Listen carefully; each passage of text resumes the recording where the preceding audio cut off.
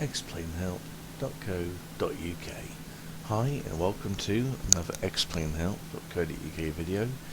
In this video we are going to have a look at the autopilot on the Boeing 737-800, which is the default supplied with Explain 11. Please note this video is not for the Boeing 737-800 Zebo model. This is purely for the default 737-800. So we're on the runway at Bristol Airport at the moment, so I'm going to take off, and then once we've taken off we're going to have a look at the autopilot.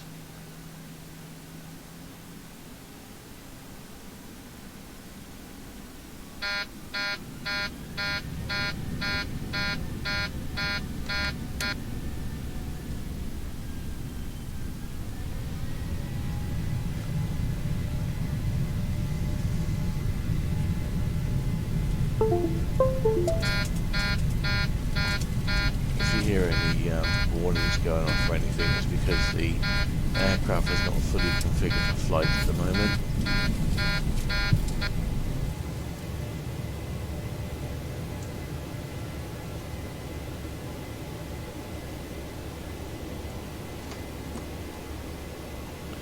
Okay, so we are now up in the air. So the autopilot on the Boeing 737-800, all functions are situated in this area here. From left to right you have the course, indicator and dial, auto throttle arm, map, indicated airspeed, display, N1 and speed,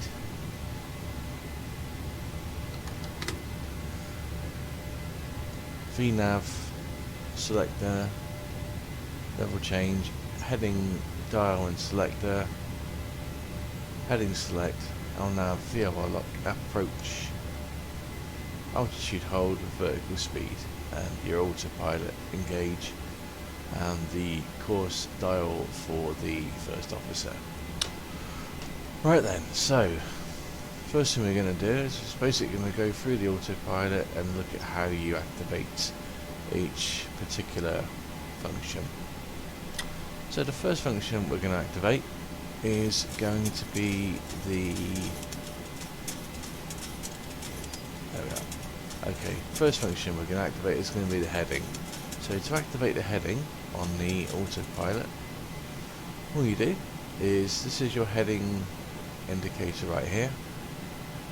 This dial here, the dial on the outside, this is your bank selector. And basically what you do is you can configure the aircraft to bank gradually, or use a higher bank angle, so obviously you can then turn the aircraft quicker. So what we're going to do for now, we're going to select a 15-degree bank angle, and we're going to have a look at how you change the heading. So the way to change the heading is, you've got this dial here, and to increase the heading you turn the dial to the right, to decrease the heading you turn the dial to the left. So let's select a heading of 180 degrees. So turn the dial to the left, and as you can see that reduces the value. Keep going until 180 degrees. So to select that heading, what we're going to do is we're going to click on heading select. And what that does is that then programs in that heading into the autopilot. But what you'll notice is the aircraft isn't actually turning yet. That's because we've got to activate that heading on the autopilot. So to do that, all you do is just go over to the autopilot engage button over here. I always use the top left one. Click CMD, and there we are. The autopilot is now activated, and it's responding to the request that we've input on a heading of 180 degrees, and it's now turning the aircraft onto that heading. Second functionality on the autopilot is the auto throttle, the indicated airspeed. So at the moment we are flying with no airspeed control whatsoever. At the minute we are doing 244 knots. So what we're going to do is we are going to start to control our airspeed. So what we're going to do is I'm going to take the, again on the airspeed, you've got your indicator there and you've got your dial. So turning left reduces your airspeed, turning right increases your airspeed. Dead easy. So what we're going to do now is, what you need to do is you need to arm the auto throttle. As I said, with the heading, with this dial, all you're doing is you're just increasing or decreasing the value. To activate it, click on auto throttle like that, and what that'll do is that will allow you to maintain whatever desired speed you wish to maintain. So what we're going to do now, if you look down here, you've got N1 and speed. All these two buttons do is simply let you display the speed in the format you wish to see it in. So if we click on N1, what that will do, when it reaches the desired speed, the N1 value will be displayed in here. If you click speed, your normal speed in knots will be displayed. Okay, so next over here you've got your altitude. So our altitude, currently we are climbing an alarmingly fast rate, which the passengers probably won't be very happy with. So again, just a simple dial here to reduce your altitude. You click, you rotate to the left, and to increase your altitude, you rotate to the right. So what we'll do, we'll take him up to about, we're actually approaching 30,000 feet. Actually, we're climbing way too quickly at the minute.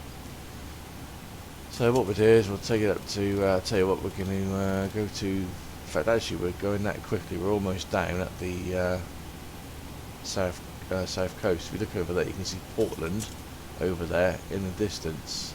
That's Portland over in Weymouth, over just by Weymouth.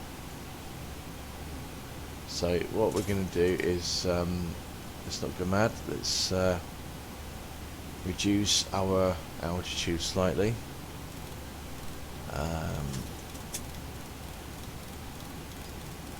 Let's take it to about 25,000 feet, that'd do, wouldn't it? Outside it, we'll stop it there. Right, so selected the altitude, 23,000 feet, and we're going to click on altitude hold. Now, what you need to do now, and this is the important bit, your altitude, once you've entered your altitude and you've clicked on altitude hold, if you're climbing or descending, you need to be able to control your rate of descent in order to achieve that particular altitude. Because obviously once you so basically what I'm saying is, if you're, let's say, 23,000 feet and you want to descend down, you need to confirm your vertical speed. So to do that, is your vertical speed indicator here, and what we're going to do is we're going to have a vertical speed of about 300 feet per minute. This indication here, this value here, is in feet per minute. So you've got 400 feet per minute, 500 feet per minute, 600 feet per minute, and so on. But again, as you can see, you're rotating that, and that isn't actually doing anything. So rotate it to the value you want, and then click on vertical speed. Click on vertical speed, and in a moment we should see some action. Oh, incidentally, if you look on here, look, we selected minus 300 feet per minute a minute ago, and then we clicked on vertical speed, but it's actually now reselected another value. If it does that, just reset the value again, and there we are. Look, we're now beginning to reduce our speed, and that's pretty much how you use the autopilot, to be honest with you. It's just your three main values: airspeed, heading and altitude, and then your adjustments of those values, really. Your flight director over here, turn that on. That gives you your two pink lines, horizontal and vertical. Now over here you've got your course indicator. Right, your course indicator, what that does is that applies to when you're flying a VOR, when you're flying navigation. So what it does, that tells you the course that you need to fly to get to a particular waypoint. If you program that course in, that tells you the course you need to fly on the heading that you're going to match with that course. So what we'll do is just try that a minute. So, where are we over here? Okay, down there is Berry Head over there. Look down there. That's Exmouth. Back over there is Exeter. Over there is this is basically, that area over there is Torbay. So down over there is a beacon called a VOR beacon, which is called Berry Head. So what we're going to do, let's just get the frequency for the Berry Head VOR. Incidentally, this is covered in the VOR navigation tutorial that's on this webpage as well. So the frequency for Berry Head is 112050. This is just basically to show you what that course button does. So, where are we? Yeah. I've lost my mouse. Okay. 1112. So this is just up to 1112. There we go, on the navigation. And then 050. 1112 050. And we're going to activate that frequency. Right then. Should work.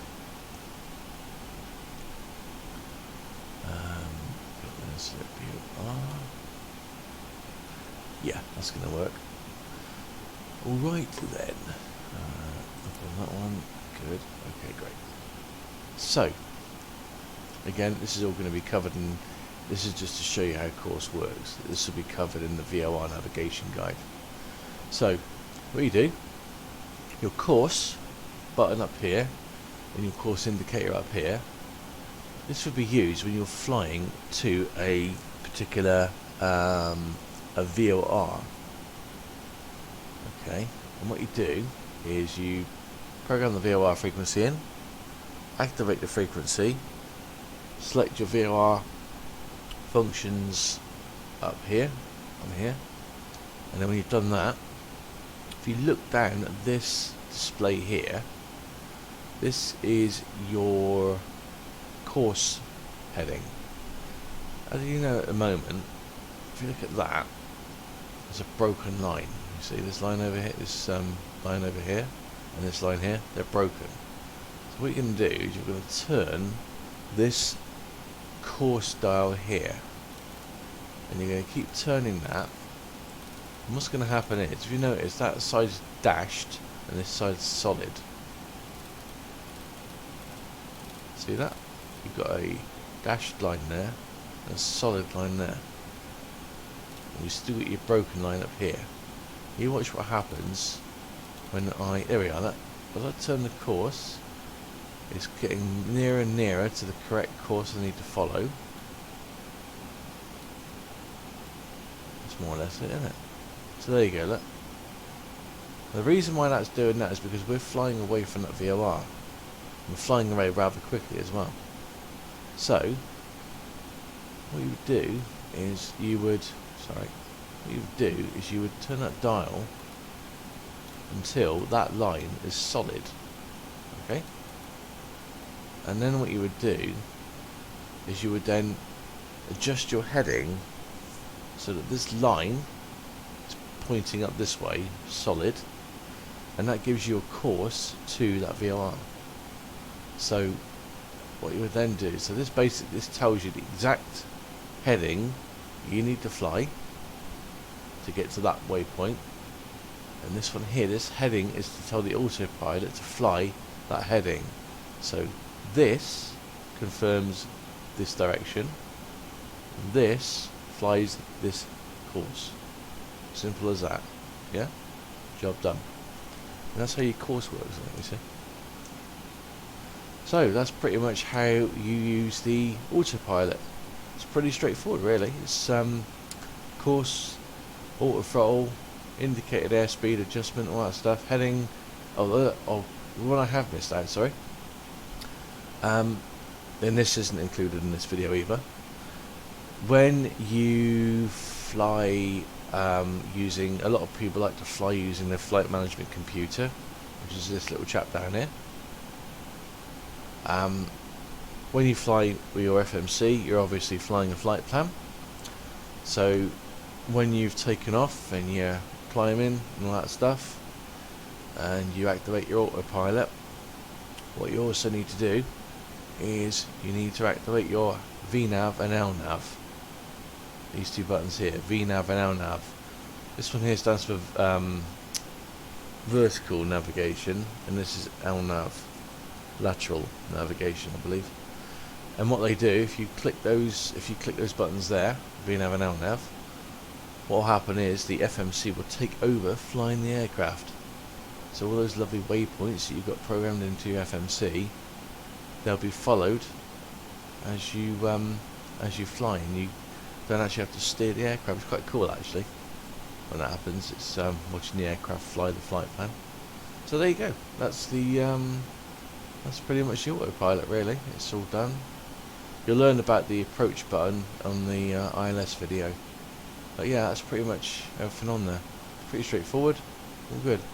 Anyway, thanks for watching. explainhelp.co.uk. All the best.